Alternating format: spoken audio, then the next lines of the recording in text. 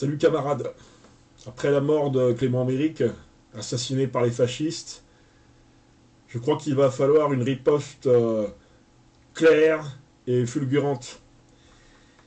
Pour lutter contre le fascisme, il n'y a pas 36 solutions, il faut des mesures simples et efficaces. En l'occurrence, voilà ce que je peux vous proposer. Ce sont des idées parmi d'autres. Ce qu'il faut, c'est instaurer une vraie société multiculturelle, multiethnique, multiraciale, en favorisant l'entrée massive d'immigrés du tiers-monde, et notamment d'immigrés africains, afro-maghrébins.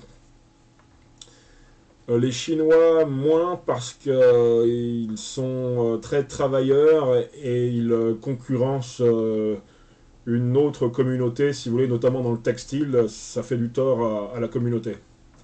Donc, pas trop de Chinois, mais essentiellement des Africains. À ces Africains, il faut des mesures radicales. Il faut que ces Africains aient la priorité, notamment dans le logement HLM, logement social, mais pas logement social en banlieue. Si on veut vraiment les intégrer, si on veut faire une société multiculturelle, multiraciale, il faut que ces Africains aient des logements au cœur des villes, dans les centres-villes, dans les beaux quartiers, et des logements à des loyers sociaux, des loyers modérés. C'est ça qu'il faut. Il faut aussi accorder la priorité aux emplois à ces Africains. Comme ça se fait aux États-Unis, ça s'appelle la discrimination positive. C'est une excellente chose. Les Blancs, ils doivent passer après. Les Africains doivent passer avant les Blancs. Il n'est pas normal non plus qu'on laisse les emplois administratifs uniquement aux Français.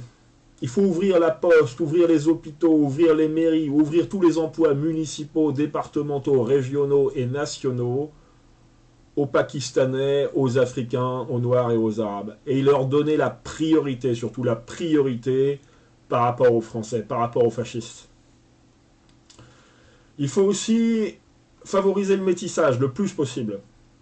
Le plus possible. Il y a plein de couples encore, de couples où on voit un homme blanc avec une femme blanche. C'est pas normal. Ça, c'est du racisme. Ça, c'est du racisme. Si on veut éradiquer le fascisme, il faut rendre obligatoire le mariage entre les Noirs et les Blancs. Obligatoire. Et ça, c'est à la République de le faire. Ça ne va pas se faire tout seul.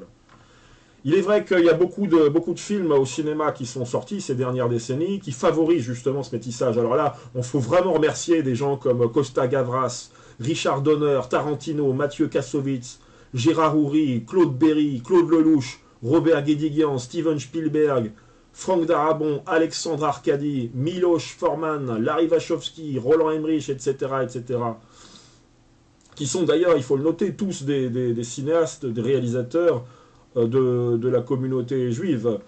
C'est une excellente chose. C'est grâce à eux qu'on peut éradiquer le fascisme. Il faudrait à peu près, en France, à peu près 30 millions d'immigrés africains supplémentaires. Ça serait une excellente chose. Et à l'échelle européenne, à peu près 200 ou 300 millions d'Africains. Ça serait une excellente chose pour vraiment... À partir de là, on pourra penser que le fascisme est mort. Il faut aussi favoriser l'homosexualité, le plus possible. Alors là, évidemment, bon, les médias s'en chargent assez bien. Hein. Il y a beaucoup de séries américaines, beaucoup de séries télévisées en général, hein, et de films aussi. Tous les gens que je viens de vous citer, tous ces grands cinéastes, ces grands réalisateurs, ont tous au moins fait un film pour favoriser l'homosexualité. C'est une excellente chose, une excellente chose. Continuer à culpabiliser les fascistes. Ne jamais leur faire toujours comprendre qu'ils sont coupables, qu'ils doivent se mettre à genoux. Ils sont coupables du pillage du tiers-monde, coupables du dérèglement climatique, coupables de la pollution, coupables d'avoir été responsables d'Auschwitz. Ils sont coupables. Il faut toujours culpabiliser les fascistes qui se mettent à genoux et qui demandent pardon pour tous les crimes qu'ils n'ont pas commis en fait. Mais peu importe. Tout ça pourquoi? À terme, l'objectif, c'est le gouvernement mondial. Et Jacques Attali, comme Dominique Strauss-Kahn l'ont dit très bien, c'est ça l'objectif, le gouvernement mondial. Et c'est là, main dans la main, nous, les communistes, avec les capitalistes, qu'on pourra éradiquer le fascisme d'une manière définitive. Mort au fascisme.